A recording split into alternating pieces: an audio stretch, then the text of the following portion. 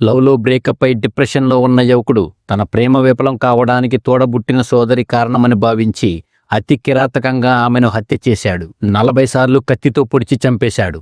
పోస్టుమార్టంలో ఆమె శరీరంపై 40 కత్తిపోట్లు ఉన్నాయని తేలడం గమనార్హం. ఆ స్టోరీ ఏంటో ఇప్పుడు చూద్దాం.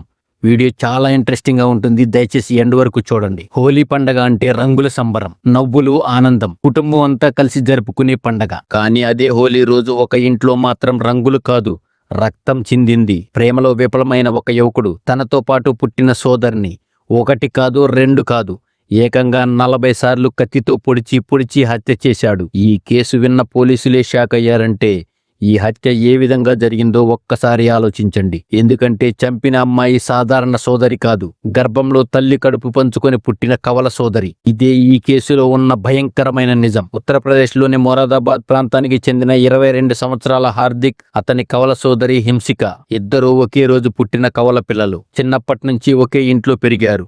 ఒకే స్కూల్, ఒకే జ్ఞాపకాలు, ఒకే తల్లి ప్రేమ. కానీ జీవితంలో ఒక దశలో వారి దారులు వేరయ్యాయి.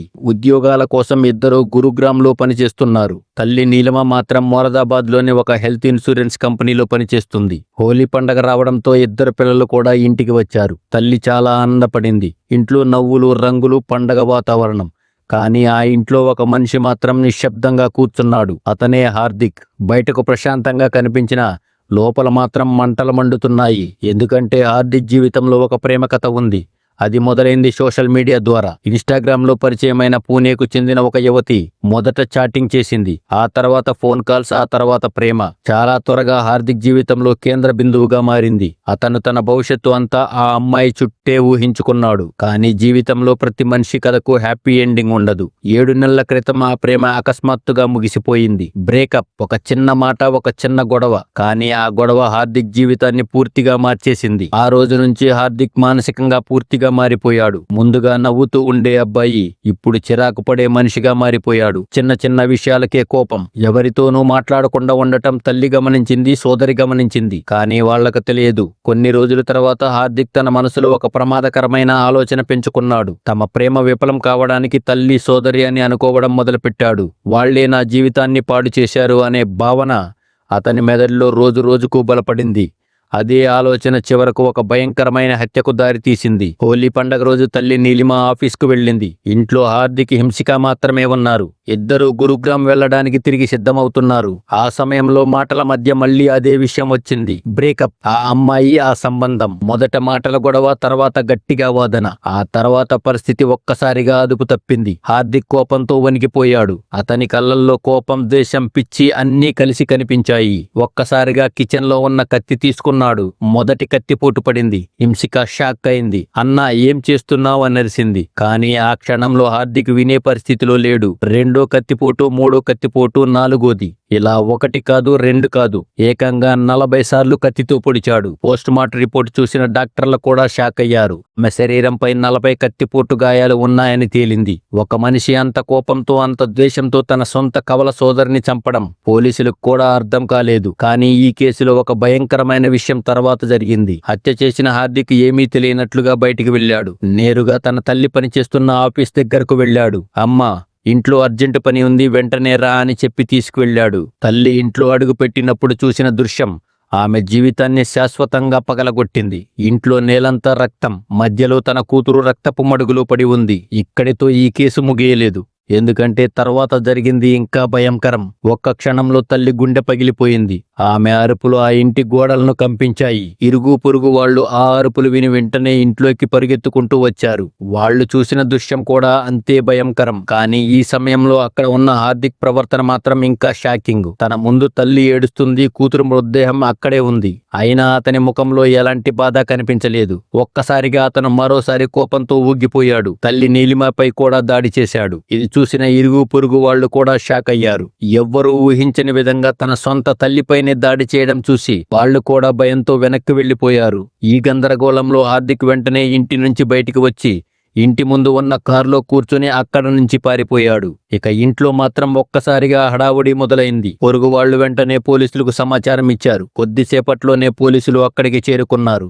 ఇంటి లోపల అడుగు పెట్టిన వెంటనే వాళ్ళు చూసిన దృశ్యం భయంకరంగా ఉంది. పోలీసులు వెంటనే హింసిక మృతదేహాన్ని పోస్ట్మార్టం కోసం పంపారు. తల్లి నీలిమను ఆస్పత్రికి తరలించారు. ఆ తర్వాత మొదలైంది అసలు దర్యాప్తు. పోలీసులు ముందుగా ఇంట్లో ఉన్న ప్రతి సాక్ష్యాన్ని సేకరించడం ప్రారంభించారు. రక్తంతో తడిచిన కత్తి, నేలపై పడిన ఫోన్, గోడపై ఉన్న రక్తపు చారలు. ఈ కేసులో మొదట అనుమానం ఎవరిపై పడింది అంటే హార్దిక్ మీదే. ఎందుకంటే హత్య జరిగిన సమయంలో ఇంట్లో ఉన్నది ఇద్దరే, హార్దిక్, హింసిక. అదే సమయంలో తల్లి నీలిమ ఇచ్చిన మొదటి స్టేట్మెంట్ కూడా పోలీసులకు షాక్ ఇచ్చింది. ఆమె చెప్పింది ఒక్కటే, నా కొడుకు హార్దిక్ నా కూతురిని చంపాడు. ఈ మాట విన్న వెంటనే పోలీసులు హార్దిక్ కోసం గాలింపు ప్రారంభించారు. ఇక అదే సమయంలో మరో విషయం కూడా బయటపడింది. హార్దిక్ గత కొన్ని నెలలుగా మానసికంగా పూర్తిగా మారిపోయాడని అతని స్నేహితులు చెబుతున్నారు. బ్రేకప్ తర్వాత అతను తీవ్ర డిప్రెషన్లోకి వెళ్ళాడని, చిన్న చిన్న విషయాలకే కోపం పడేవాడు, ఎవరితోనూ మాట్లాడకుండా ఒంటరిగా ఉండేవాడు. ఇంతకీ ఈ హత్య కేవలం కోపంతో జరిగిందా లేదా ముందే ప్లాన్ చేసుకున్నాడా? పోలీసులు ఇప్పుడు అదే విషయం తెలుసుకోవడానికి ప్రయత్నిస్తున్నారు. ఇంకా ఈ కేసులో ఒక ప్రశ్న అందరినీ కలవరపెడుతుంది. గర్భంలో తల్లి కడుపు పంచుకొని పుట్టిన కవల సోదరి, చిన్నప్పటి నుంచి కలిసి పెరిగిన అన్న చెల్లెళ్ళు, అలాంటి సోదరిని ఒక అన్న ఎలా అంత కిరాతకంగా 40 సార్లు కత్తితో పొడిచి చంపగలిగాడు? ఇక పోలీసు హార్దిక్ కోసం రాష్ట్ర వ్యాప్తంగా గాలింపు ప్రారంభించారు. కారులో పారిపోయిన అతను ఎక్కడికి వెళ్లలేడు. మరి అతను పట్టుబడ్డాడా లేక ఇంకా ఎక్కడైనా దాక్కున్నాడా? ఈ కేసులో తర్వాత జరిగింది పోలీసులను కూడా షాక్ కి గురి చేసింది. హత్య జరిగిన కొద్దిసేపటికే పోలీసులు రాష్ట్ర వ్యాప్తంగా అలర్ట్ జారీ చేశారు. హార్దిక్ పారిపోయిన కార్ నెంబర్ అన్ని పోలీస్ స్టేషన్లకు పంపారు. చెక్ పోస్టులను ఏర్పాటు చేశారు. ప్రతి హైవేపై గమనిక పెంచారు. కానీ ఒక విషయం మాత్రం పోలీసులకు అర్థం కాలేదు. హత్య చేసిన తర్వాత కూడా హార్దిక్ ఎందుకు తన తల్లి దగ్గరకు వెళ్ళాడు?